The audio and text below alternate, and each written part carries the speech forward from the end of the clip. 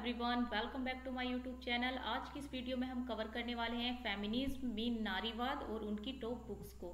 आइए देखते हैं हम सबसे पहले कि फेमिनिज्म क्या है। फेमिनिज्म की अगर हम बात करें तो feminism stand for the concern with the status and role of women in society in relation to man. नारीवाद पुरुष के संबंध में समाज में महिलाओं की स्थिति और भूमिका से संबंधित है। आई मीन टू से कि नारीवाद एक ऐसी आइडियोलॉजी है जहां पर महिलाओं के अधिकारों की बात की जाती है। आइए हम स्टार्ट करते हैं कि कुछ टॉप फेमिनिज्म और उनकी बुक्स को देखते हैं। फर्स्ट नंबर पर कौन है? फर्स्ट नंबर पर है हमारे जॉन स्टुअर्ट मिल। इनका टाइम पीरियड है 1807 से 73 तक। In his essay on the subjection of women 1869, इसमें क्या आर्गू करते हैं ये? That women were by no means less talented than man and hence deserve equal rights with man. महिलाओं की अधीनता 1869 पर अपने निबंध में तर्क दिया है जे.एस. मिल ने कि महिलाएं किसी भी तरह से पुरुषों की तुलना में कम प्रतिभाशाली नहीं थीं और इसलिए पुरुषों के समान अधिकारों की हकदार हैं।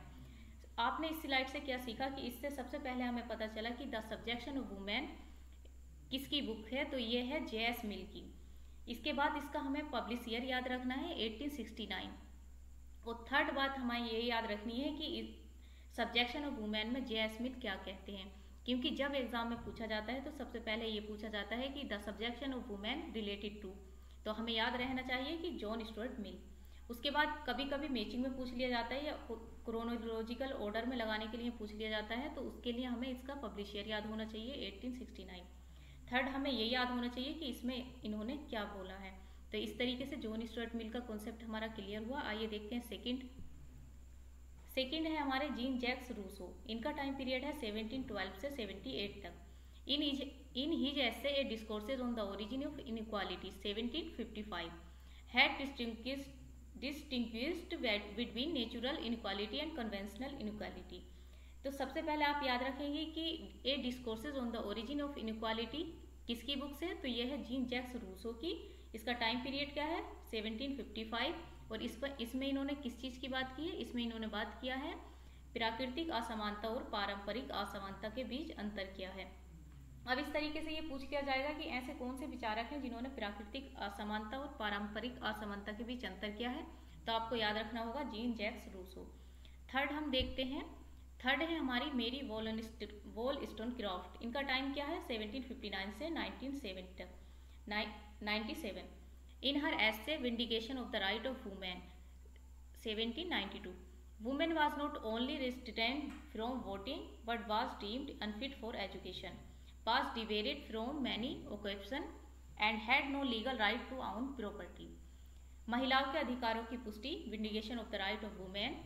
टाइम पीरियड है 1792। इसमें इन्होंने बोला है महिलाओं को न केवल मतदान से रोका गया था बल्कि शिक्षा के लिए अनुपयुक्त माना गया था, कई व्यवसायों से वंचित किया गया था और संपत्ति के मालिक होने का कोई कानूनी अधिकार नहीं था। यह इनकी बहुत टॉप बुक्स है और हर एग्जाम में पूछी जाने वाली बुक्स है, इसलिए याद रखिएगा। Vindication of the rights of women 1792, मेरी वॉलस्टोनक्राफ्ट। इनका टाइम पीरियड भी याद रखिएगा, क्योंकि कभी कभी थिंकर्स को क्रोनोलॉजिकल ऑर्डर में लगाने के लिए दे दिया जाता है। अब देखते हैं थर्ड है हमारी लिबरल फेमिनिज्म बेटी फ्रीडमैन 1921 से 2006। अमेरिकन राइटर एंड एक्टिविस्ट, याद रखिएगा ये एक अमेरिकन राइटर है और एक्टिविस्ट है। Is most notable in her famous work the feminine mystique 1963। अब इसमें ये क्या आर्गू करती हैं, आइए देखते हैं। She argue for measure to ensure substantive equality for women in the sphere of work as well as in political and private life. अमरीकी लेखिका और कार्यकर्ता, जिसमें इन्होंने क्या बोला है, इनका एक प्रसिद्ध काम है फेमिनिन मिस्टिक 1963।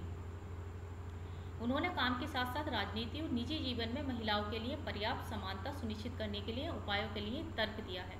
क्या बोला है कि उनके जो काम है उसके साथ साथ उन्हें राजनीति और निजी जीवन में महिलाओं के जो पर्याप्त समानता सुनिश्चित करनी है उसके लिए उन्होंने बहुत सारे तर्क दिए हैं।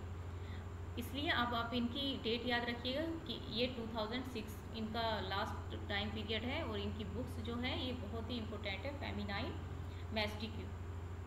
अब देखते हैं हम नेक्स्ट है हमारी द सेकेंड स्टेज। ये भी हमारी इन्हीं की बुक है और ये एक लिबरल थिंकर है इसमें इन्होंने बोला she underline the continue significance of home family and children for women.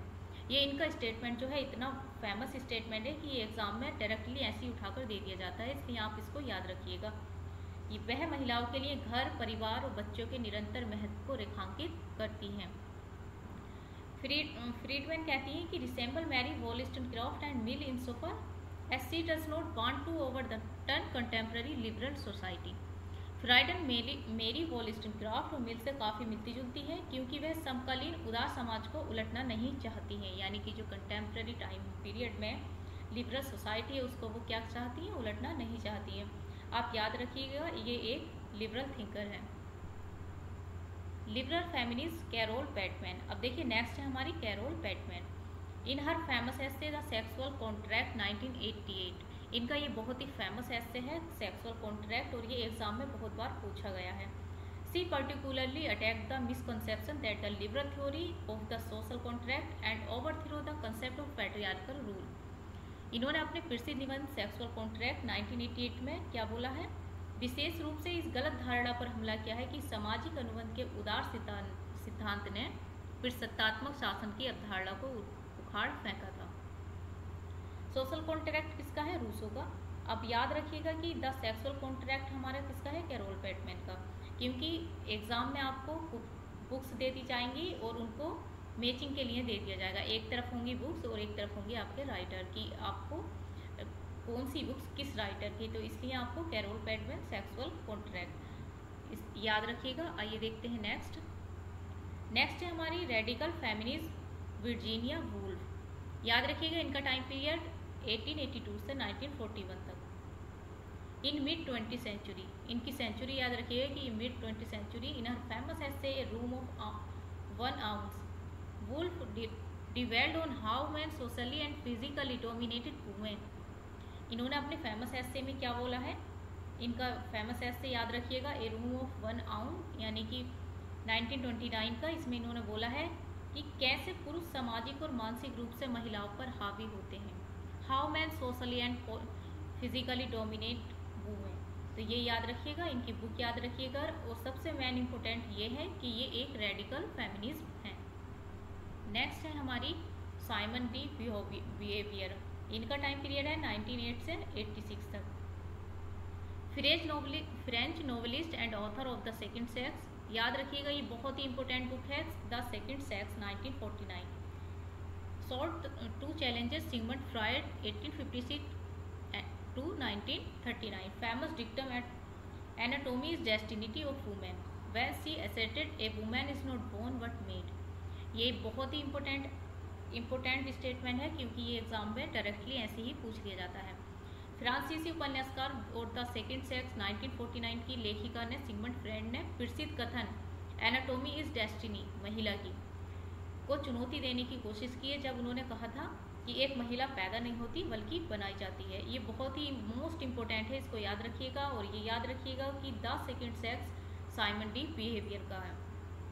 अब देखते हैं नेक्स्ट है हमारी रेडिकल सोलामित फायरस्टोन 1945 से 2012 तक। In her celebrated work the dialectic of sex. The dialectic of sex most important है 1970। इसका टाइम है पब्लिश ईयर है। Argue that women subordination could not to be understand as a symptom और an aspect of some deeper और more comprehensive system of domination such as racism और class based division of society. अपने प्रसिद्ध कार्य the dialectic of sex 1970 में तर्क दिया है कि महिलाओं की अधीनता को एक लक्षण या वर्चस्व की कुछ गहरी या अधिक व्यापक प्रणाली के एक पहलू के रूप में नहीं समझा जा सकता, जैसे कि जातिवाद या समाज का वर्ग आधारित विभाजन।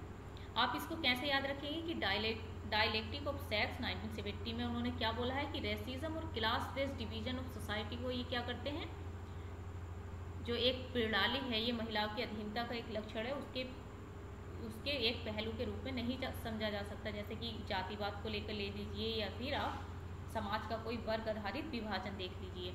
तो ये आप याद रखिएगा और इसका ये भी याद रखिएगा कि ये एक रेडिकल थिंकर्स हैं। नेक्स्ट है हमारी केट मिलेट। इनका टाइम पीरियड है 1934 से 2017।